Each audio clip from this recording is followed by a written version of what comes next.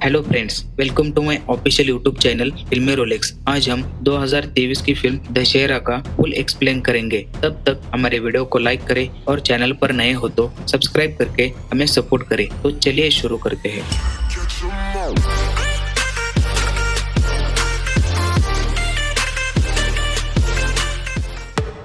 Film की कहानी की शुरुआत में एक गांव को दिखाते हैं। उस गांव का नाम वीरपल्ली था। उस गांव को कोयले के खान और बड़े बड़े फैक्ट्री से घिरा हुआ था। हमेशा बम के धमाके से थरथराता हुआ गांव और दारू उस गांव के लोगों की लत नहीं बल्कि जिंदगी थी। उस गांव में एक शराब का ठेका था और वो भी सरपंच जी का। गांव के सभी बेवड़े लोग ठेका खुलने के इंतजार में बैठे थे। जैसे ही ठेके वाला आता है, सब लोगों की खुशी आसमान छूती है। सब बेवड़े लोग शराब पी रहे थे। तभी स्टेट मिनिस्टर न्यूज पर आकर कहते हैं कि आज से इस स्टेट में शराब बेची नहीं जाएगी और सारे ठेकों को ताला लगाया जाएगा। सब लोग ऐसे नाराज होते हैं जैसे इनकी मौत छीन ली हो। उस गांव में दो बड़े लोगों का राज चलता था। उनका नाम बड़े नमैया और कनकैया। बड़े नमैया के दो बेटे थे, रामन्ना और शिवन्ना। उस गांव में दारू के ठेके के लिए पंचायत बुलाई गई थी। जो पंचायत जीतेगा वही ठेके को 5 साल तक चलाएगा। इसमें बड़े नमैया की जीत हो जाती है। इसी गांव में दो जिगरी यार थे। उनका नाम धरनी और सूरी। धरनी का बचपन का प्यार वेनिला थी। एक दिन स्कूल में धरनी ने लव लेटर लिखकर वेनिला की बुक में रखता है। सूरी धरनी से कहता है, मैं वेनिला से प्यार करता हूँ। तब धरनी भागकर उस किताब को फाड़ देता है जिसमें उसने लेटर रखा था। गुस्से में वेनिला उसे चाटा मारती है। अगर धरनी को वेनिला या सूरी में से एक को चुनना पड़ेगा तो वो अपने दोस्त सूरी को चुनेगा। गांव में बड़े नमैया की मौत हो जाती है और दोनों बेटों में जायदाद के लिए झगड़ा होता है। अब गांव में असली राजनीति की शुरुआत होती है। इसमें शिवन्ना की जीत हो जाती है। राजन्ना की हार की वजह उसका खुद का बेटा नंबी था। कुछ साल बाद धरनी और सूरी बड़े हो जाते हैं। वो दोनों ट्रेन में से कोयला लूटते हैं। लूटने के बाद उसे बेचकर दारू पीते हैं। उसी जश्न में नाच गाना होता है। वेनिला अब गांव के आंगनवाड़ी टीचर हो गई थी। उसके और सूरी के बीच प्यार का टाका भिड़ गया था। गांव में हर बार की तरह इलेक्शन आने वाला था। वेनिला गांव की वोटिंग लिस्ट शिवन्ना को देती है। इस बार इलेक्शन में नंबी खड़ा होता है। उसी के जश्न में एक क्रिकेट का टूर्नामेंट करते हैं। जो टीम जीतेगी उसी में से एक आदमी को ठेके पर कैशियर की नौकरी मिलेगी। इसी के बीच वेनिला को लड़का देखने आने वाला था।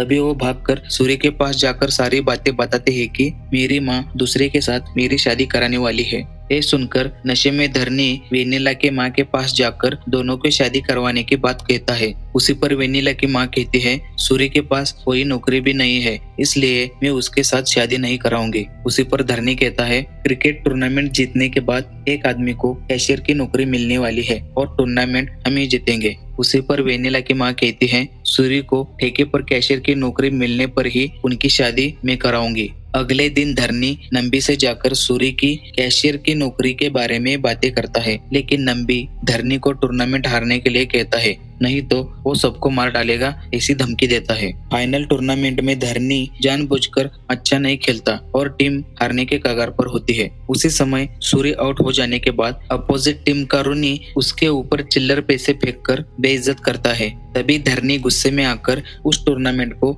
जी जान लगा के खेलकर ट्रॉफी जीत लेता है, लेकिन ये नंबी को पसंद नहीं आता। जीत के जश्न में सब दारू पीते हैं। तभी सूरी और रूनी के बीच झगड़ा होता है। उसी में धरनी सबको मारकर ठेके को तहस महस करता है। नंबी गुस्से में धरनी और उसके गैंग को पुलिस से दिन रात पिटवाता है। तभी इस गांव का दूसरा बड़ा आदमी राजन्ना, जो हर साल इलेक्शन में हारता था, वो सबको पुलिस से छुड़वाता है। सूर्य कहता है, इस बार आप इलेक्शन में खड़े हो जाओ, हम आपका साथ देंगे। उसी पर राजन्ना कहता है, मुझे हारने की आदत है, फिर भी मैं आपके लिए खड़ा रहूंगा। अब यहाँ से माहौल बिगड़ने वाला था। अब दोनों पार्टी आमने सामने आई थी। इस गांव की सारे वोटिंग की लिस्ट वेनिला के पास थी। वेनिला राजन्ना से कहती है, इस गांव की एक भी औरत ने एक बार भी वोट नहीं डाला है। उनका वोट हमें मिल जाए तो हम आराम से जीत जाएंगे। उसी रात को सभी महिलाओं की मीटिंग बुलाते हैं। सब औरतें अपनी अपनी समस्या बताती है। वो दारू के ठेके की टाइमिंग बदलने को कहती है,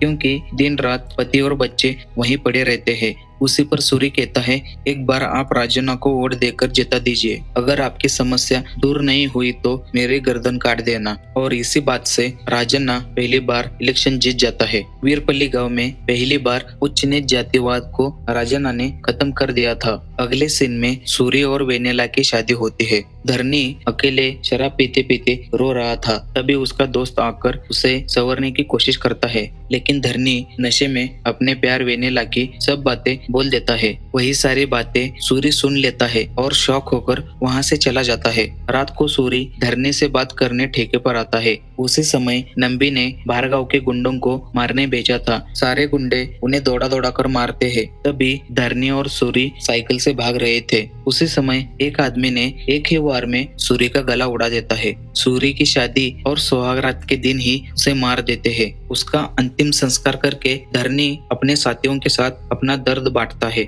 अगले दिन गांव में पंचायत बुलाते हैं। उसे में नंबी धरनी पर इल्जाम लगाता है कि नशे के हालत में तुमने ही सूरी को मार दिया है और बेवजह ही तुम नक्सलियों पर इल्जाम लगा रहे हो। उसी रात को धरनी नंबी को मारने उसके घर पर जाता है, लेकिन वो घर में नहीं होता। अब यहाँ पर थोड़ा ट्विस्ट आता है। नंबी की पत्नी धरनी से कहती है कि सूरी को नंबी ने ही मारा है। पता है क्यों? क्योंकि नंबी को वेनिला पसंद थी। वो मेरे होते हुए भी उससे ज्यादा प्यार करता था। जब वेनिला रात को बाहर सोती थी तो नंबी उसे जाकर सूंघता था। उस रात उसने सूरी को एक ही वार में मार दिया। ये सुनकर धरनी का दिमाग सुन्न हो जाता है। अब तुम इस हैवान से वेनिला को बचाओ। सुबह नंबी सूरी के पास आकर वेनिला को कभी भी उठा के ले जाऊंगा ऐसी धमकी देता है। धरनी वेनिला को बचाने के लिए उसके घर पहुंचकर सारे गांव वालों के सामने मंगलसूत्र पहनाता है। वही देखकर सब गांव वाले शॉक हो जाते हैं और धरनी उसे अपने घर ले जाता है।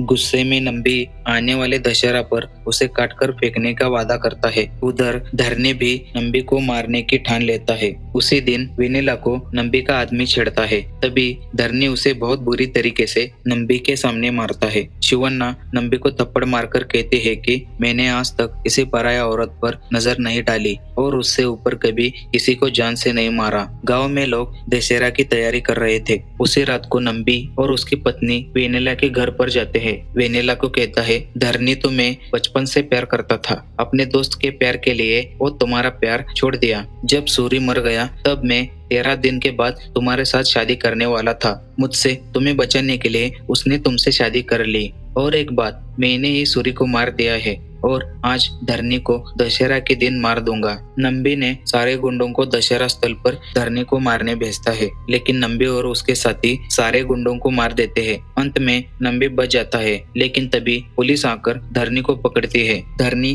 पुलिस वालों से छूटकर जलते रावण के बीच से कूदकर नंबी को उसी के पत्नी के सामने मार देता है और पुलिस उसे पकड़ के सजा दिलवाती है। 7 साल बाद धरनी छूट जाता है। सब गांव वाले धरनी के जेल से छूटने से खुश थे। तभी उसी समय उस गांव की बूढ़ी माँ धरनी को कहती है, इस गांव से रावण तो चला गया, लेकिन गांव में शराब का ठेका अब तक नहीं गया। गुस्से में धरनी शराब के ठेके को जलाकर कहता है, मुझे लगा कि गांव के आदमी लोग बढ़ रहे हैं, लेकिन नहीं, इस गांव की सारी औरतें विधवा हो रही है। जिसको ये ठेका गांव में चाहिए वो आग बुझाकर फिर से ठेका खोल लो, लेकिन गांव वाले कुछ नहीं करते। इसी पर फिल्म का दी एंड होता है। इस फिल्म की कहानी में बस इतना ही। तब तक के लिए टेक केयर, बाय।